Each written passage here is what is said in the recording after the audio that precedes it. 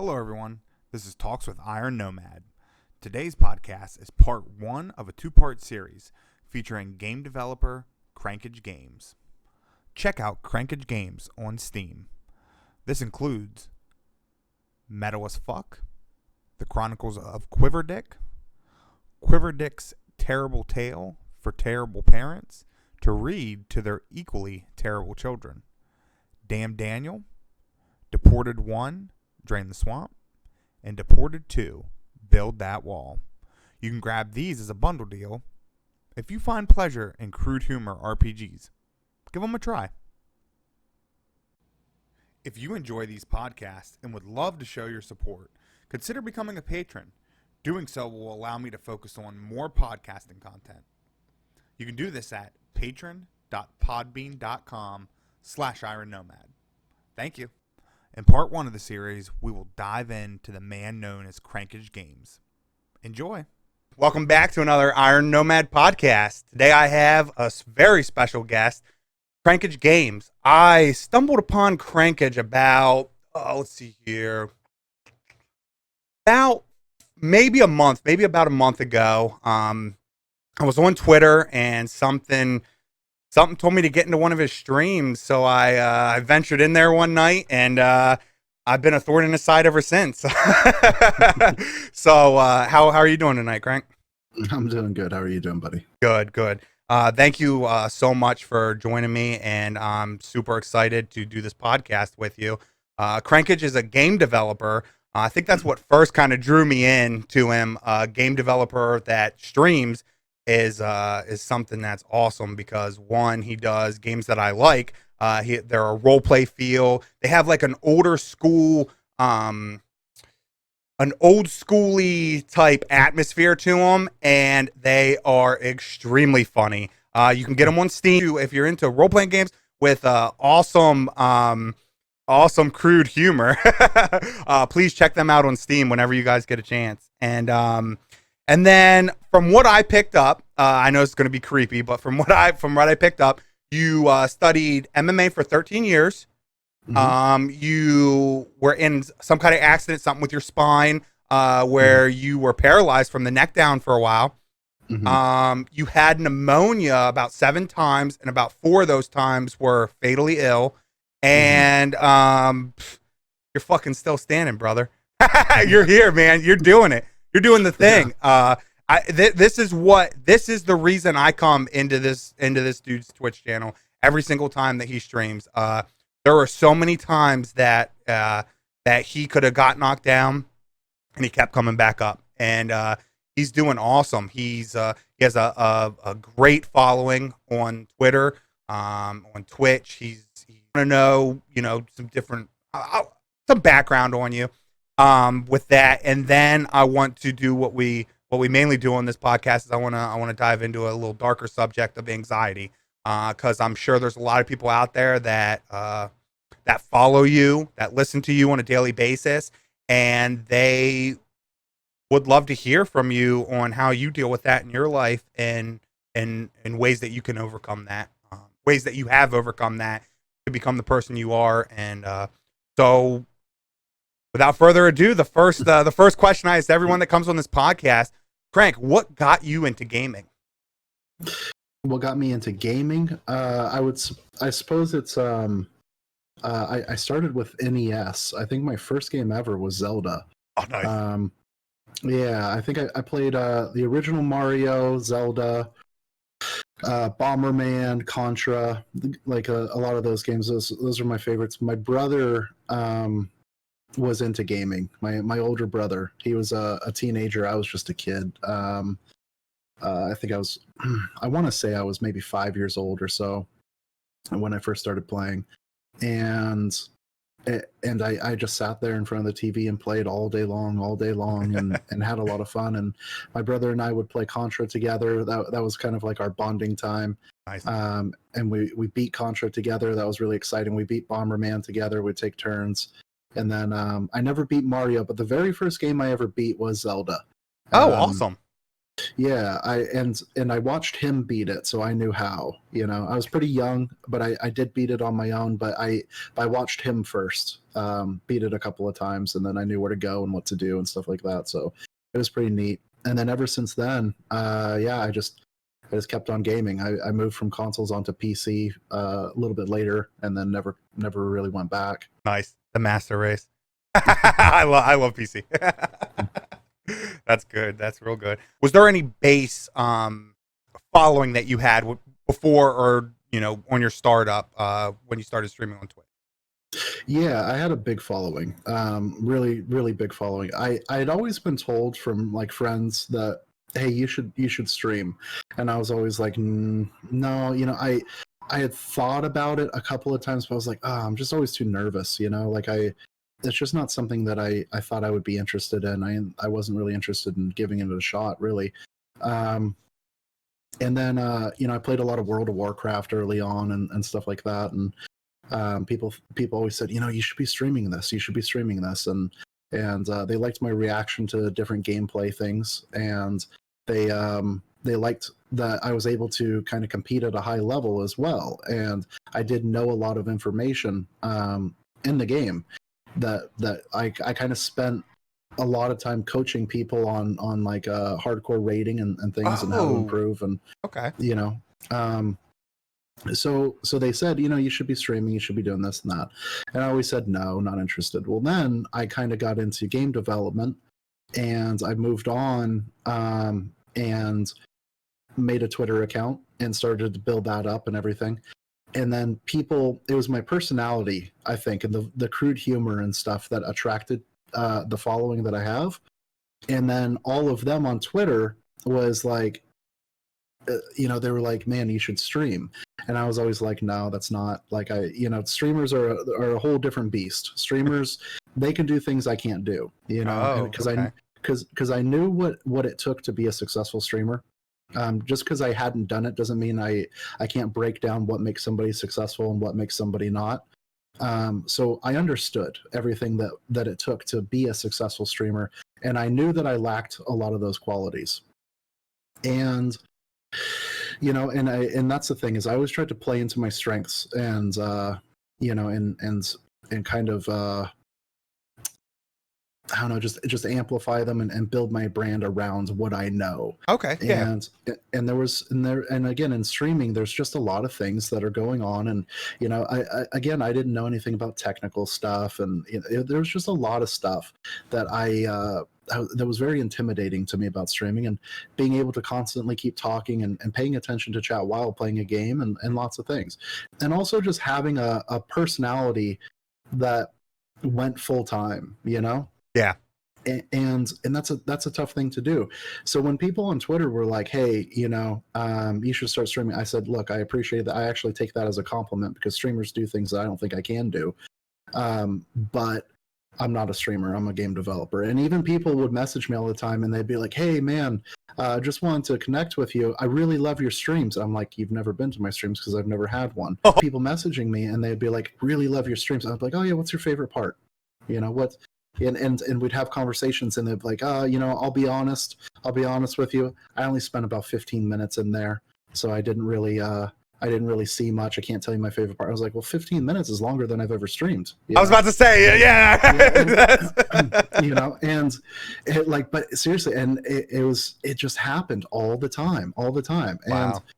And I even had somebody recently, about a week ago, post on Twitter and say, I used to be that fuckhead that messaged Crankage and said, hey, I really love your streams, even when he didn't stream. And now he does stream, so now I can say that I love his streams.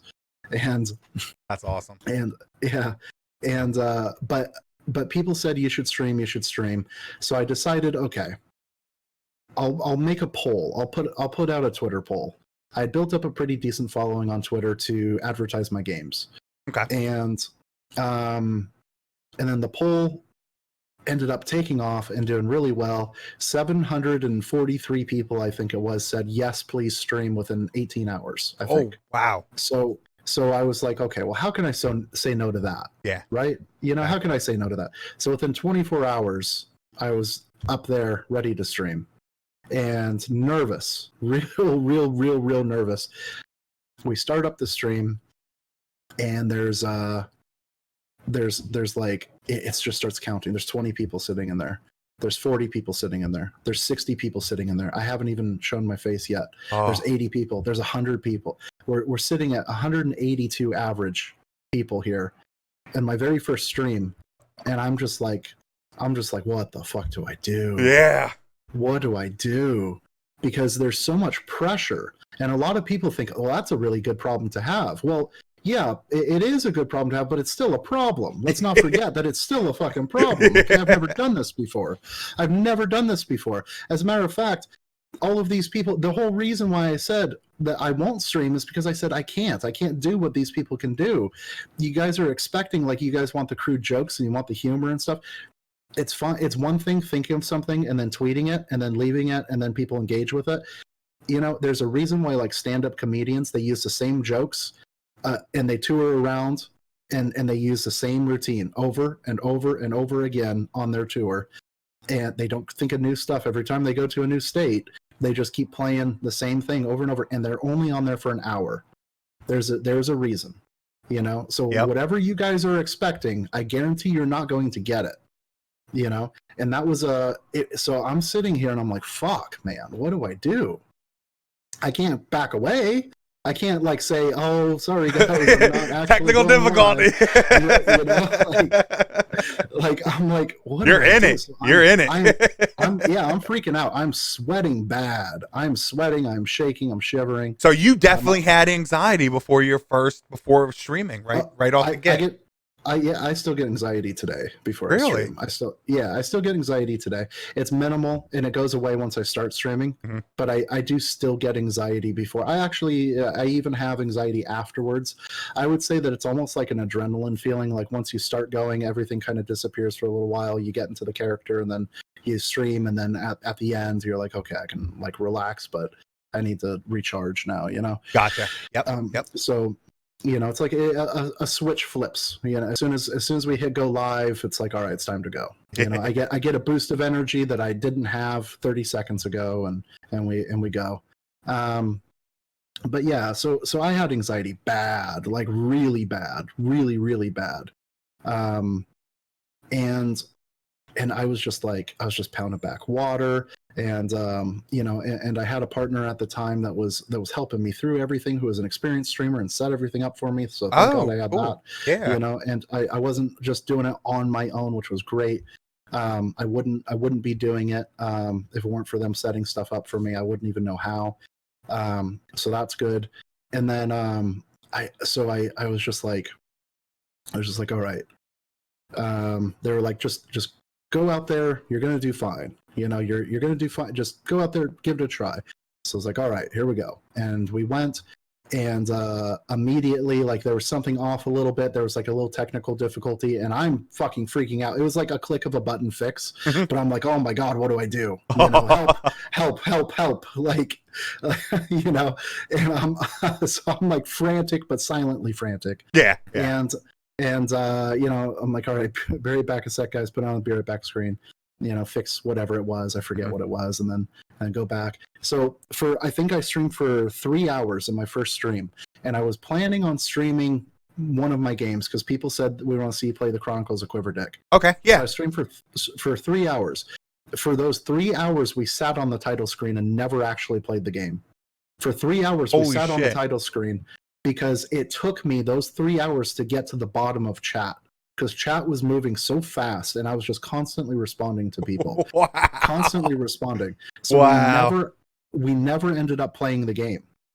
And I sat there. I'm not even affiliated, like, at this point. You know what I mean? It's the first stream ever. You know, like, it's like, you know, people are like, hey, how do I sub? How do I donate? People were coming in because they saw that, like, they didn't, because a high number. So obviously, a lot of people came in that knew who I was, but then the high number attracted people that didn't know who I was. Yeah, it makes sense. So they came in, they're like, who is this guy? Like, are you famous or something? Like, who is this guy? You know what I mean? And, like, do you have a following somewhere else? Like, what is this? And, but yeah, I answered a bunch of questions. A lot of comments, was able to connect with people that normally, and everybody said the same thing. They still say the same thing today. They're like, your voice does not match your tweets. You know, Oh yeah. they still say the same thing today. Everybody was shocked. It was pretty calm, very, very, very calm and collected and everything. I spent hours and hours and hours talking to people. People came in, they're like, why is he not partnered? And it's because it's his first stream. And they're like, this is his first stream? Are you fucking kidding me? You know? And Man, so, that had to be an adrenaline rush. Like, just it was crazy. It was. And I think after an hour, I took a break and I was like, oh my God, I don't want to ever do this again. I was really? like, I don't. Yeah, I was like, I don't ever want to do this again. I went back and I kept on doing it, kept on doing it. And then after the night was over, I said, that was an experience. I'm done. I'm never doing that again. That was fun. It was a fun one-time thing. I'm never doing it again. And I went to bed and I woke up in the morning and I was like, I'll give it another try. You know, Yep, I'll give it another try. So then the next night did it again, had even higher viewers and everything. It was even bigger. More people caught on, more people followed, more people were like, I didn't even know you streamed. I was like, I didn't. This is my second stream. yeah. And more people kept coming in, more people kept coming in. People came in with big raids and stuff because they knew me from Twitter. Mm-hmm. And they saw, you know, he's streaming for like the first, second time. So they came in with big raids and hosts and all this stuff, big streamers, partnered streamers. And then like they're like, this is insane, like this is, you know, this is crazy and stuff. And then I just kept on going for a while. And then I ended up going through some pretty rough times. Like I pushed for a while. I met the partner requirements fairly quick, you know, and I pushed for a while and I went through a really, really, really rough time. And I got anxiety so bad. I got anxiety so terribly bad that I would I'd go and I'd show up, I'd stick to my schedule, I'd get on stream and I would be like, you know, I gotta stream, I gotta keep pushing, right? And I'd stream for about an hour, and for weeks this went on. I'd stream for an hour and then I'd be like, all right guys, I gotta be right back, gotta go get water. I'd go in the kitchen, I'd break down, I would cry, and I would just have like just shut down completely and panic and everything, wipe away the tears, come back, hit go live again, and like, hey guys, how's it going? You know, and like, start all over again. Nobody ever knew. And just over and over and over every hour, break down, come back, break down, come back. And I just kept doing it until eventually it went away. But it took a long time. It took a long time to go away. And eventually I got out of that dark hole when I met Yaz. Actually, when I met Yasmin, that's kind of what dragged me out of it, which was great. And that's where my life started to kind of turn around and be better. So and then I jumped right back into streaming. You know, I jumped right back into streaming. I think I had streamed maybe 2-3 times or something. Like I had taken a few months off and I didn't get partnered. I had taken a few months off, and then I streamed maybe 2 or 3 times and met Yaz, and then and it was like those streams were so full of anxiety coming back. But then they just kind of got better, and they got better and better and better, and now I can stream, and I still get anxiety before I start. There's always like the pre-stream jitters, you know? Especially with that kind of following, you know, it's a lot different if you're expecting your buddies to jump on, 5 of their friends, you know what I mean? You have like 10 people in your chat that you can just sit there and talk with. But like, I'm in your chat, man, and I have a hard time keeping up, and I'm watching the chat. You know, like I'm sitting there like looking and seeing who's talking and who I can talk to and who I know and all that. And, you know, I'm shouting haze to everybody and stuff. But you're sitting there talking, you know, you're pointing the person out. They say hi, that you say hi back. They follow, you know, you say hi. They sub, you say hi. And I'm just like, dude, like, oh my gosh, like that's anxiety in itself right there. You know, that watching the chat. you know, the parts where I'm least comfortable is the parts where chat's not moving. It's the because like I always tell people always ask like, how do we talk? You know, like how do we talk if we don't have engagement? If we don't have, it's not easy. It's not an easy thing to do. I always tell people, you know, talk about the game you're playing, you know, but I'm not playing a game. I'm communicating. I'm in the mode where I'm talking to people. That is what I am doing. I'm answering questions. If I don't have a question to answer, now I have to try and think of something. You know, people just kind of Like maybe the topic I'm covering doesn't really relate to whoever's listening at the moment, right? Mhm. It relates to the person I'm talking to, but maybe everybody else has heard that, so they've kind of checked out. And so because they've checked out, they're a little bit slow to respond for the next one. It'd be a little bit easier if which is what I was doing at first, which was taking all questions. Yasmin was taking questions, putting them on a list, and I'll go down and answer each one in Yes. order. Mm-hmm. So then that way I had something constantly to talk about. But because I was doing that, I noticed that my engagement with the people coming in was starting to suffer. Okay. Yeah. So I stopped doing that. I think that there is a happy medium, and I think I need to try and take that approach again. Especially because I've also learned that some people are getting a little bit, unfortunately, and I hate to say this, but they are getting a little bit ignored coming in, and it's not intentional, but they get lost in chat. Yeah. New people coming in with questions. It's going so fast. Our streams are just getting bigger and bigger, and it's going so fast. Yep. Oh, sorry, I cut you off. I do this from time to time. I'm just going to apologize now. The community from the Twitter base is so strong based on everyone always like, good morning. And then next thing you know, like 70 people are saying good morning and then talking to each other within that thread. So when you do come live, everybody knows each other from Twitter. So when you do have somebody that just wants to click on your stream, they're like, oh man, this guy, who's this Crankage Games? Like, let me see, what's he just chatting about kind of thing. Right, and they get in there. You're right. They come in fresh and they're just like, hi. They say hi, but everyone else is talking because they know each other, or, they're talking to you or asking other questions and stuff like that. I definitely see what you're saying. Like I said, because of your following on Twitter, everyone, the community is so strong that it's, coming out in from the outside. It's like, hey, should I get on that train yet? Should I get on that train yet? Like, there is something I want to touch on. Okay. And it's not that I want people to know about your personal life. Okay. So don't jump into that. But there's something key that you said earlier that I want to go back to. It's when you said that your anxiety, okay, was bad. And then you stopped streaming. Okay. Then you met Yaz, and that's your significant other. Okay. Right. And then you started getting better at it again. Okay. You started doing it more often and stuff. Did she push you to continue? Was she I'm not going to cut you off. Answer that question. Did she push you to continue? She did. She pushed me to continue. The thing is not at first, because she didn't know how big it was, and she didn't know how important it was. When we started talking, she had never been to my streams.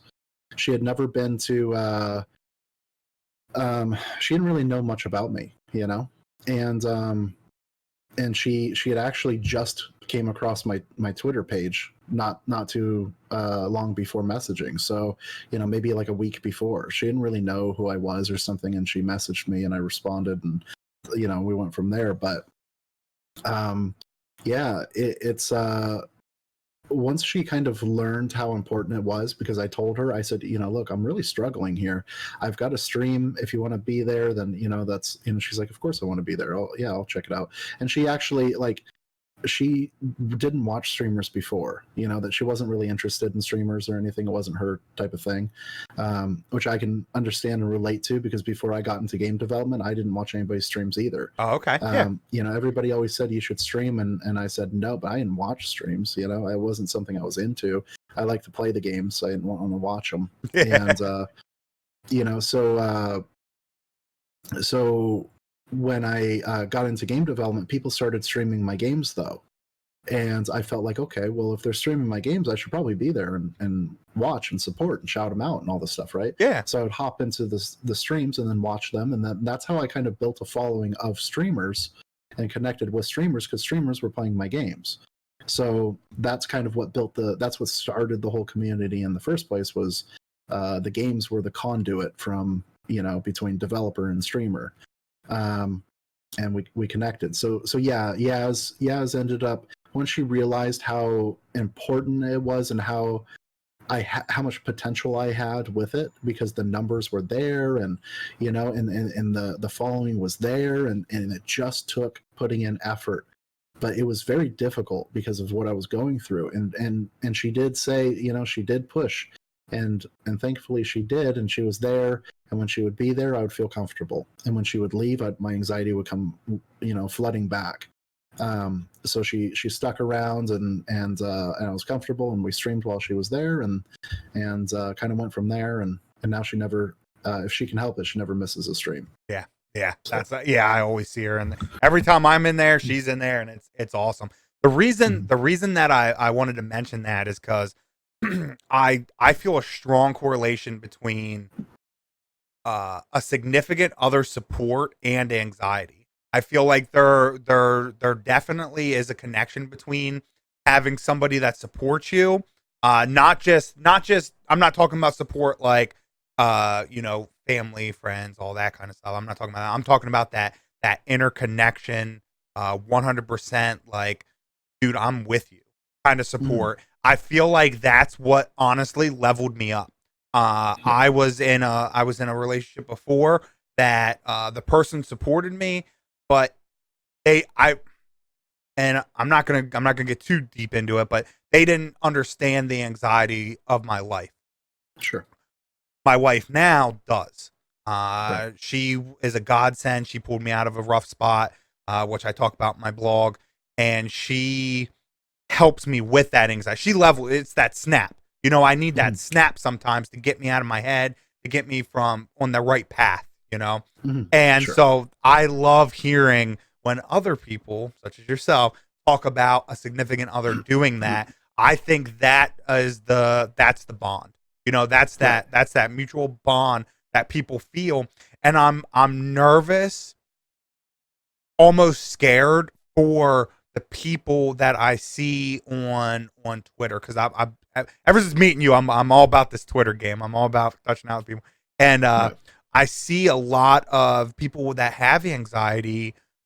A lot of their posts prior are negative, significant other related posts, and that makes me super nervous because I know what not having a good support system can look like in your life, and it scares me because I'm 31, so I've been here a little bit longer than some people, and I see a lot of, you know, 20 to 25 year olds, you know, saying like, "Hey, I may be in this abusive relationship, and not maybe physical, but verbally abusive and stuff like this." And then a couple days later, I see them post about how their anxiety is crippling, and they had to take a mental health day from work, you know, or something like that. And I'm just like, oh my god. And I don't reach out to people.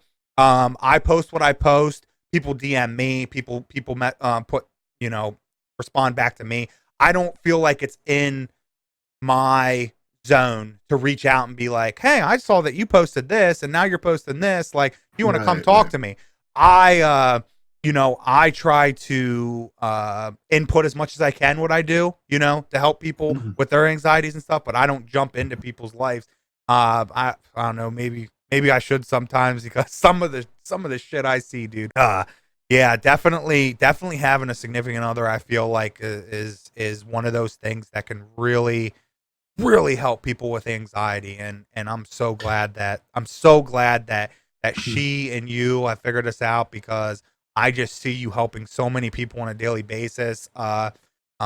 Happiness. I see so much happiness correlated with your name, and it's awesome. I can't get over it. Like, it's just so many people are using social media, as you call it, to become more social, and you can tell it's that uplifting thing, because what I have found, and this may not be, you know, 100%, but what I personally have found are most streamers are introverts.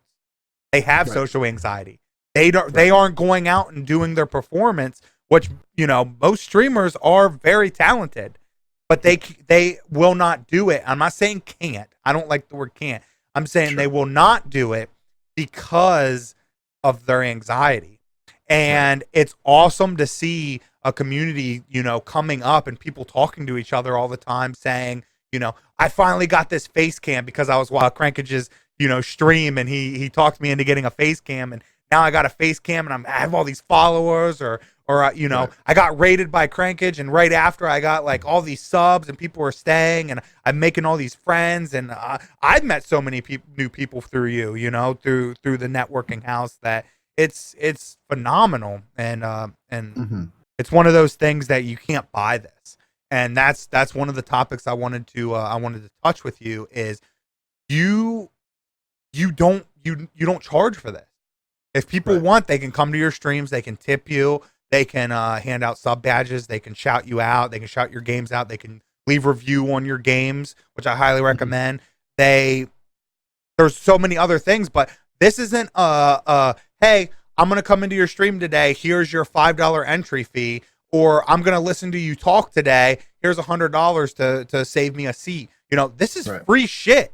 You're giving free knowledge for man, some of your streams are 6-7 hours, you know, and you're out there talking, and people are asking questions, and you're giving them answers, raw, true answers. Right. It's just that's just phenomenal. Like I just this is one of those things that that the community needs, you know, and I don't mean community as in a small band of people. I mean our fucking world. You know, our earth needs more people like you that are out there. Dude, every time I look, you're up. You're either on Discord, you're on Twitter, you're streaming, or you're doing something. And boy, get some sleep, you know. but you're doing it for free. You know, obviously you charge for your games and stuff. You're making your games, and you know that's where you would consider yourself a full-time game developer, correct? That's how. Yeah. That's what Yeah. I've kind of crossed over into the streaming thing now, but yeah. I suppose technically still, I guess I would say full-time game developer. Awesome.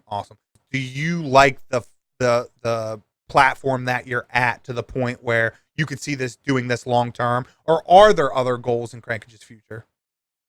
You know, I think that I've been asked if I would come and speak at certain things, or even I was asked if I would teach a class that like basically through laptop they would just kind of like, you know, Skype me through and to educate a class on some things. And the issue is I'm not, it's just not my style. It's not my teaching style, you know, because I'm reactive. If I don't have somebody carrying the conversation essentially and leading everything, then I'm not a very talkative person.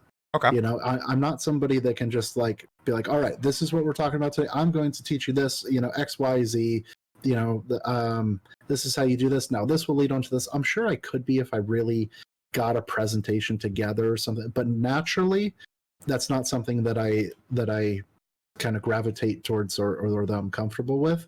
I'm more reactive. So if somebody has a question, then you know, I'm definitely more the person that can just that would prefer to show up and be like, all right, so what questions do you guys have today? I'm here, pick my brain, you know, here's my background, ask me whatever you want, and let me answer it for you. And if you have no questions, then cool, let's go into some game development, because that's something that at least I do know, you know.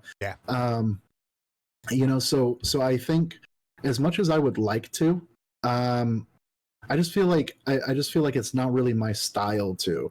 Then again, if it were a different platform, like again, just up in front of a class or something like that, or standing at a podium or something, but it were the same thing where people knew who I was, they want to ask me questions, I believe I could just, it would be the same thing. I would just do it like that, you know, and I'd feel just as comfortable doing that, I would say. Awesome. But yeah. Yeah, that's that's just something that I always think about with streamers in general, and then especially more on your niche, like, because most of the times when you're streaming, you're doing just chatting, you know, where you're interacting with the community and stuff. So it's to me it's way different than you know, us watching you play a game, because you're you know, best way to put this, you're balls to the wall with us. You know, you're with us. You don't have to focus on the game. You are focusing on us. And this is where we will end part 1. Our next podcast with Crankage, part 2, will be available shortly. This is where we go a bit deeper into the realm of anxiety. If you have enjoyed the podcast so far, please follow my Podbean account or my YouTube for those that enjoy video. Thanks.